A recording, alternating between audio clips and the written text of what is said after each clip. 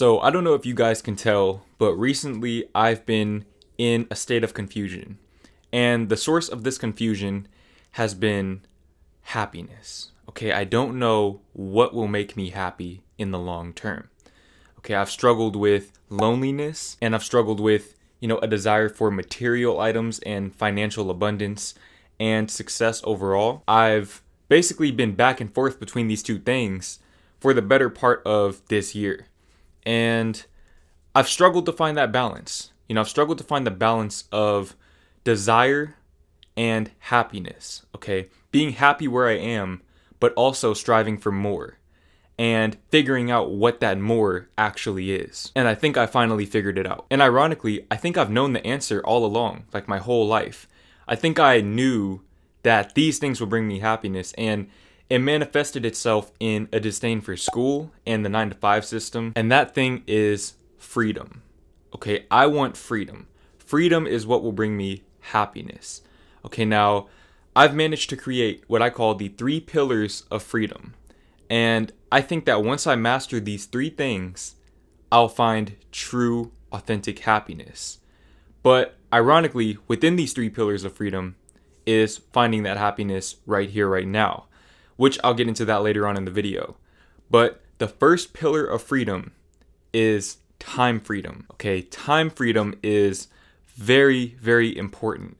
It might be the most important thing on this list, but it's also the thing that I already have. This is the thing that I've managed to create for myself in a relatively short amount of time. I've been doing YouTube since I dropped out of school back in March 2019. And as of right now, I work for myself. This is my full-time job. And I guess you could technically say I'm like an employee of YouTube, but I work for myself, more or less. I work for myself. And, time freedom is very important because time is a limited resource. Okay, once you lose time, you can't get it back. Once you lose your youth, you can't get it back. So what does time freedom consist of? Number 1, setting my own schedule. Okay, this is very important. And like I said, this manifested itself through a general disdain for school, okay, from a very young age. From the time I was in preschool, I hated school. And I couldn't figure out why. I was an intelligent kid. I did good in school. I had friends that I went to school with, but I could not stand being there. And I think the reason why is because I was not there on my own terms. It's as simple as that. I was not there on my own terms. And I always thought that, it was selfish of me to think that way. So I would try to suppress this feeling of, not wanting to conform to their schedule and being on their time. It didn't feel like it made sense to me because it didn't. Why should I be on their time? Why shouldn't I be on my own time and my own schedule? Which, like I said, I've managed to create that for myself. I'm now on my own schedule. I wake up when I want to wake up. I go to sleep when I want to go to sleep. I work when I want to work.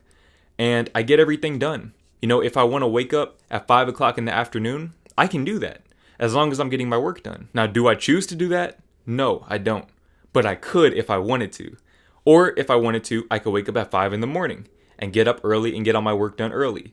It's entirely up to me. And that's the beautiful thing about this. Now, I do still have a sense of structure in my day, but the key is it's self-imposed. Okay, I set my own schedule every single day. I don't have to worry about being late. The reason why I don't have to worry about being late is because I'm my own boss and I set my own schedule. That's something that I struggled with at my last job in particular. I think the first month that I was working there, I was late like so many times that they had to call me into the office. And he brought up the receipts of all the times that I clocked in late. And it was like a good 7 or 8 times in the first month. Like I didn't care about being there on time. Which, like I said, it sounds selfish because it is selfish. That's a very selfish desire. But I don't care. I don't care. I solved the problem. I set my own schedule and I abide by that. And not only that, but I can deviate from that schedule when I choose to. So say, for example, if I want to take a random trip to Austin, like I did a few weeks ago, I can do that as long as I'm still doing my work. I can do what I want to do when I want to do it. Okay, I can get up and take a trip to LA today.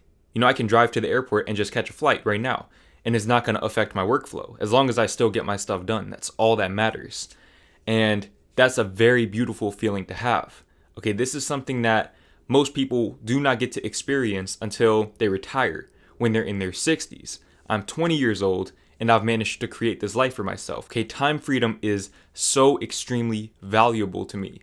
And I feel like a lot more people are getting a chance to experience this because of telecommuting. You know, that's one of the things that this pandemic has done that was pretty good, is that a lot more people had a chance to telecommute than before.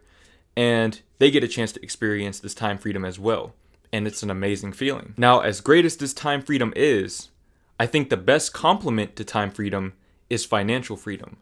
Now, before you guys get on me and, bring up the fact that I made a video, multiple videos actually, talking about how money cannot buy happiness, I still stand by that. Okay, but I think a lot of people misinterpreted what I was trying to say in that video, in those videos. Basically, when I say money can't buy happiness, all I'm saying is that money cannot fill the void that is created by a lack mindset. Okay, if you're not grateful for the money that you already have, or for the things that you already have, you're not going to be grateful no matter how much you have, because you have a lack mindset. And whether I give you $10 or $1 million, you're still going to have a lack mindset, and you're always going to want more.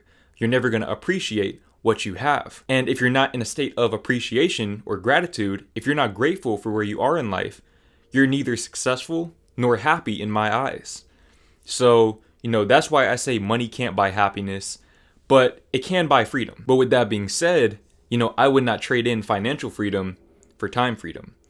I always said this before I started getting paid on YouTube, but I would much rather make $50,000 a year for the rest of my life doing YouTube, working for myself on my own time, than to make $500,000 a year working at a job that I don't like and having to abide by somebody else's schedule that they create for me. You can always get more money, but you can't get more time.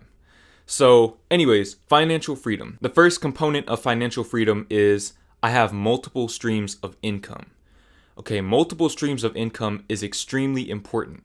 Okay, you are not financially free if you are living off of one source of income. I don't care how much money you're making off of that one source of income, because if it dries up, basically you're just waiting to go broke. Now, how many streams of income do you need? I can't tell you that. I don't know how many I need. I don't know how many anyone needs to be truly financially free. But you definitely need more than one, preferably more than two. But multiple streams of income is so very important. And this is something that I think the school system needs to do a better job of, showing these kids, is that having one stream of income is financially irresponsible. Now, in addition to having multiple streams of income, I want to be making money while I'm asleep. Okay, now this right here, this is already true within my life. I already make money while I sleep from YouTube and, to a lesser extent, TikTok now. Okay, I make money while I sleep off of old videos. Every video that I post that is monetized is a form of passive income for me. So I guess in a sense you can say I have multiple streams of income, but I mean like on a broader sense, I want multiple streams of income that all make me money while I'm sleeping.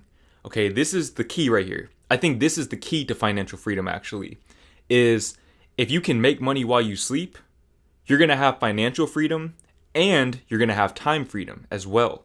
Okay, this gives you both of those things because now you don't have to work to get money. Okay, you have to put in that initial work of getting things set up, but once it's flowing, it's flowing. And now you're free. You're free to live the life that you want because you have the money and the time to do so. Another component of financial freedom is having no debt. This is something that I am very thankful for. I have no debt. Okay, I am in the green. I'm in the positive. I don't have any student loan debt, thankfully. Okay, a lot of people my age are already in 5 to 6 figure debt. And that's no exaggeration. And it's scary. Now, I know a lot of wealthy people say that you need to learn how to leverage your debt if you want to really make a lot of money. And that is true. You need to learn how to leverage your debt.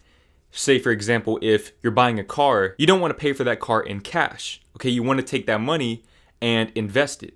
Because the extra money that you're going to pay in interest over the lifespan of that loan for the car, you're going to make more than that from the compounding interest of your investments. Okay, so leveraging debt is good, but personally, I'd rather just stay out of debt until I have that much money to where I can do those types of things and not have to worry about it. Now, the last pillar of freedom is spiritual freedom. And honestly, you could make a pretty solid argument that this is the most important pillar of freedom. Okay, they all work hand in hand, but this might be the most important because spirituality is kind of the foundation of life, or at least my life. You know, as a spiritual person, spirituality is very important to me. Now, the first component of spiritual freedom is surrender. Okay, surrendering, trusting in the moment, embracing the moment, and allowing yourself to be free from your desires. You're not attached to the outcome. That doesn't mean that you don't have desires. It means that you're not attached to them. For example, I want to be a millionaire, but do I need to be a millionaire to be happy? No. And that brings me back to my point about, money not buying happiness. If you have that void internally, you're always going to have that void as long as you're trying to fill it with money, because you'll never have enough and you can always get more.